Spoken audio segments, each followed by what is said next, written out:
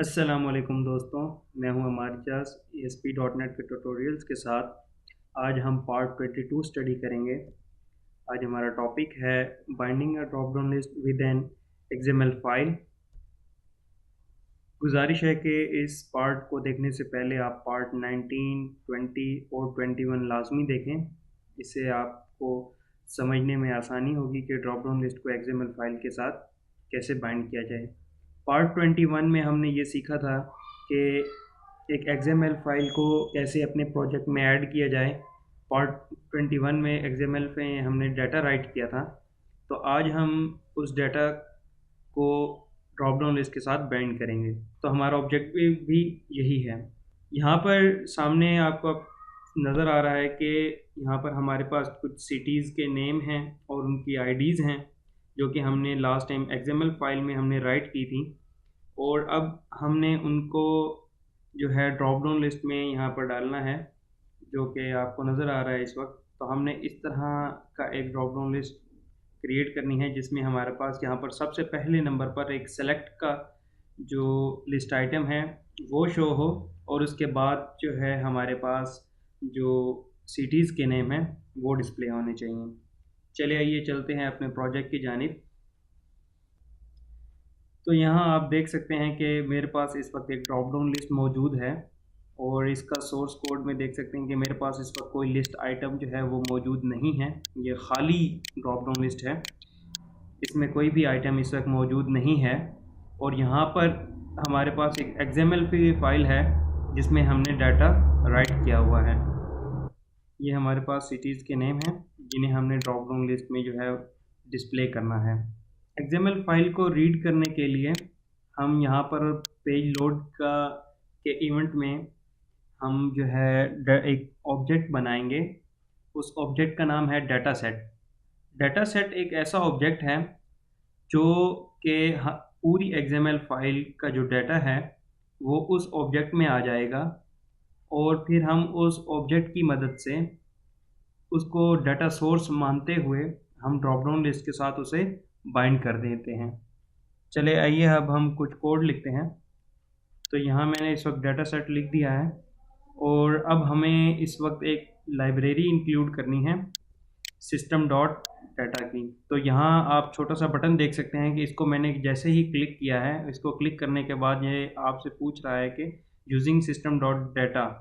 तो हम चाहते हैं कि इस लाइब्रेरी को इंक्लूड किया जाए ताकि हम इसका ऑब्जेक्ट जो है वो क्रिएट कर सकें। तो मैं इस पर क्लिक करूँगा, तो यहाँ हमारे पास जो है यूजिंग सिस्टम डॉट डाटा की जो पैकेज है वो इंपोर्ट हो चुका है हमारे पास। अब डाटा सेट में हमारे पास एक फंक्शन मौजूद है, वो फंक्शन है रीड XML। रीड XML एक ऐसा फंक्शन है जिसको अगर हम पाथ दें उस फाइल का, जिस फाइल को रीड करना है, तो वो पूरी फाइल रीड करके अपने पास जो है डाटा स्टोर कर लेता है। तो चलिए हम जो है सिटीज़ का जो डाटा है उसको रीड करते हैं। तो हमने यहाँ पर सिटीज़ का जो डाटा है वो रीड कर लिया है, हमने उसको फाइल नेम जो है हमने पास कर दिया है। अब हम यहाँ पर ड्रॉप डाउन लिस्ट को के साथ जो है हम इसे बाइंड करेंगे, और इस DS को जो कि ऑब्जेक्ट बनाया है, DS का हमने एक डाटा सेट का ऑब्जेक्ट बनाया है, इसको डाटा सोर्स मानते हुए हम ड्रॉप डाउन के लिस्ट के साथ जो है ये सोर्स अटैच कर देंगे। यहाँ पर हमारे पास मौजूद है डाटा सोर्स, तो मैं यहाँ पर डाटा सोर्स जो है वो DS सेट कर दूँगा। तो डाटा सोर्स मैंने सेट कर दिया है, और अब मैं ड्रॉप डाउन लिस्ट को बाइंड कर दूँगा। अब मैं व्यू डिज़ाइनर में जाता हूँ। व्यू डिज़ाइनर में जाने के बाद इसको अपने ब्राउज़र में रन करता हूँ। तो यहाँ हमारे पास इस वक्त एक एरर आ चुका है। एरर ये है कि हमारे पास जो सिटीज़ XML की फ़ाइल है वो मौजूद नहीं है, वो उसे प्रोग्राम को वो फ़ाइल नहीं मिली।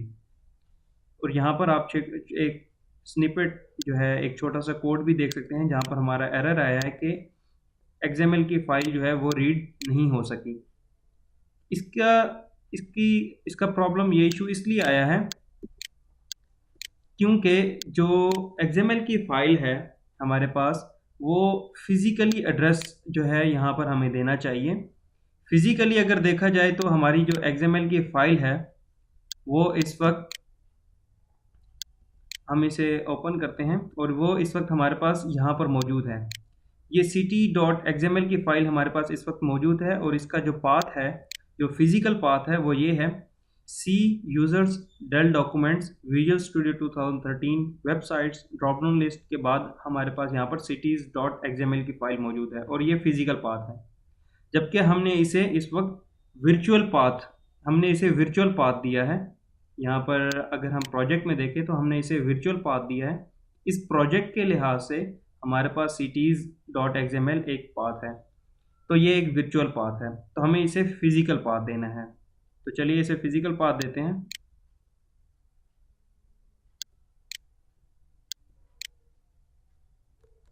कंट्रोल C,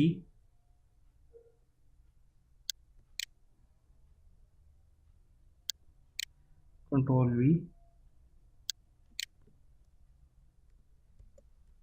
फॉरवर्ड स्लैश, और यहाँ हमारे पास भी एक फॉरवर्ड स्लैश चाहिए। अब मैं इसे रीलोड करूँगा तो आप देख सकते हैं कि हमारे पास इस वक्त जो है एरर तो कोई मौजूद नहीं है, लेकिन हमें कोई डाटा जो है वो डिस्प्ले भी नहीं हुआ। ये इसलिए नहीं हुआ, हमने इसकी जो वैल्यू है और टेक्स्ट है इसको अभी तक हमने सेट नहीं किया। तो सिटीज़ के जो नेम हैं उनके नेम को हमने एज अ टेक्स्ट फील्ड और उनके जो आईडी है उनको एज अ वैल्यू फील्ड अभी तक हमने सेट नहीं किया। तो इसके लिए हम डाटा को बाइंड होने से पहले पहले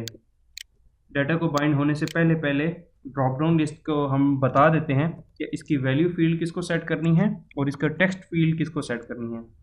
तो यहाँ पर मैं टेक्स्ट फील्ड जो है वो सेट कर देता हूँ। तो टेक्स्ट फील्ड हमारे पास यहाँ पर कौन सी होगी? टेक्स्ट फील्ड हमारे पास यहाँ पर वही फील्ड होगी जो कि हमने यहाँ पर सिटीज़ के इस टैग में दिया था। तो टेक्स्ट फील्ड में मैं यहाँ नेम को कॉपी करता हूँ और कॉपी करने के बाद यहाँ पर इसे पेस्ट कर देता हूँ। याद रहे कि इसमें कोई नाम जो है इसमें इसके तमाम अल्फ़ाबेट्स वही सेम होने चाहिए, वही नाम जो है बिल्कुल सेम होना चाहिए, वरना एरर शो होगा। ड्रॉप डाउन लिस्ट 1 डॉट, और यहाँ मैं डाटा वैल्यू फील्ड को सेट कर देता हूँ इसी तरह से। यहाँ से मैं डाटा वैल्यू फील्ड के लिए जो है आईडी को सेट करूँगा।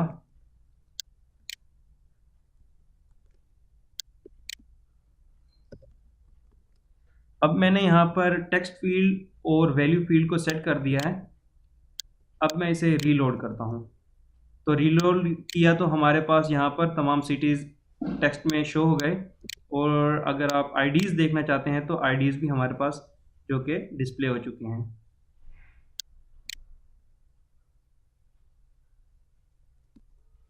अब हम चाहते हैं कि ड्रॉप डाउन लिस्ट में एक सिलेक्ट का लिस्ट आइटम भी जो है वो ऐड होना चाहिए। तो उसको ऐड करने के लिए यहाँ पर हम जो है एक सिंपल सा जो है एक लिस्ट आइटम बनाएंगे और उसको ड्रॉप डाउन लिस्ट में हम ऐड कर लेंगे। तो चलिए यहाँ पर हम एक लिस्ट आइटम बनाते हैं। इसकी वैल्यू जो है मैं -1 रख रहा हूँ।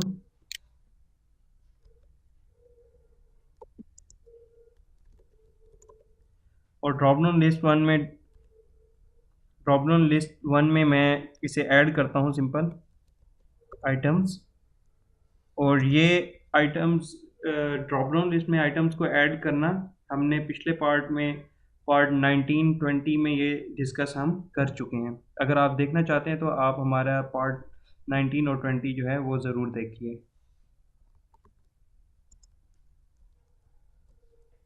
तो यहाँ पर आप देख सकते हैं कि वो एक लिस्ट आइटम मांग रहा है।